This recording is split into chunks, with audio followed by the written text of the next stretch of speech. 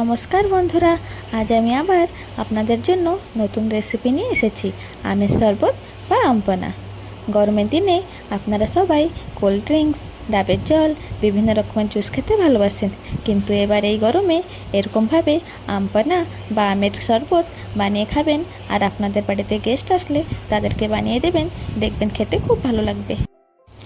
আমের শরবত বানানোর জন্য প্রথমে একটা প্রেসার কুকার বসিয়ে তার মধ্যে 2 গ্লাস জল দেব, আর আমগুলো ভালো করে ধুয়ে এই জলের মধ্যে দিয়ে দেব।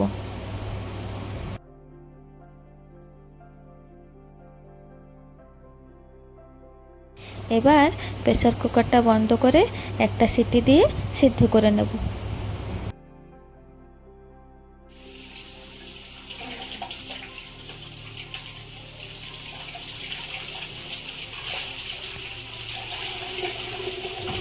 একটা সিটি দিয়ে নিয়েছে, এবার গ্যাসটা বন্ধ করে দেব।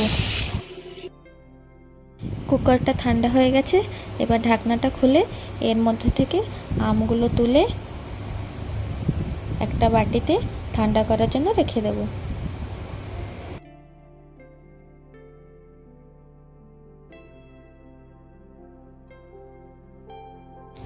আমগুলো ঠান্ডা হয়ে গেছে, এবার আমের খোসাগুলো ছাড়িয়ে নিচ্ছি।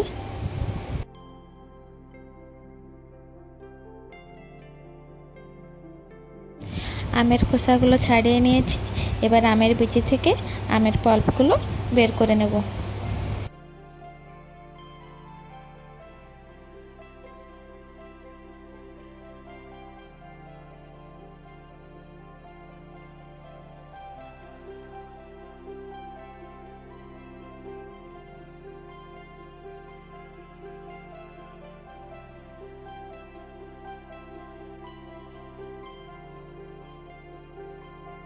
এবারে আমের পাল্পটা মিক্সি জারের ভিতরে দিয়ে দিচ্ছি।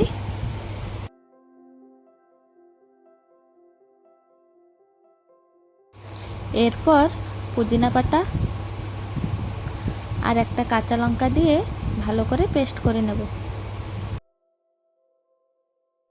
ভালো করে পেস্ট করে নিয়েছি, এবার এগুলো একটা বাটিতে চামচ দিয়ে তুলে নেব।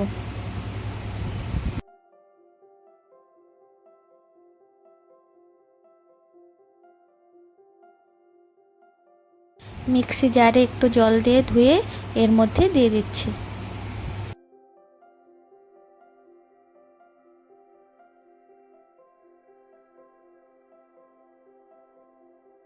আপনারা দেখতে পাচ্ছেন মিক্সারটা কত ঠিক আছে। এবার এই মিক্সারের মধ্যে 2 চামচ চিনির গুঁড়ো, 1 চামচ বিট লবণ, 1 চামচ গোলমরিচের গুঁড়ো আর 1 চামচ জিরের গুঁড়ো দিয়ে ভালো করে মিক্স করে নেব।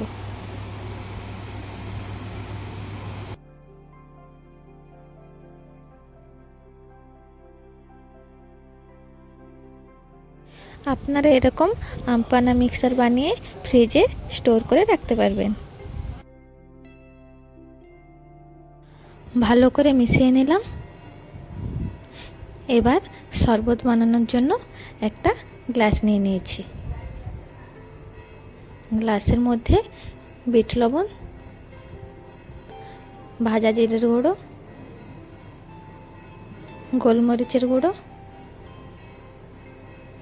আর বরফ দিয়ে দেব।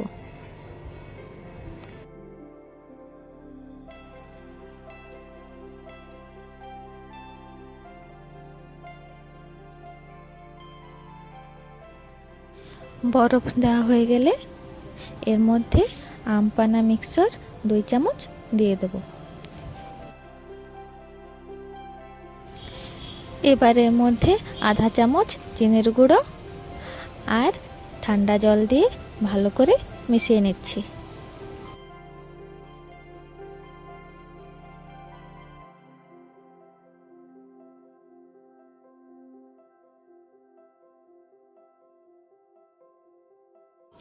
এবার আমাদের আমপানা বা আমের শরবত রেডি হয়ে গেছে।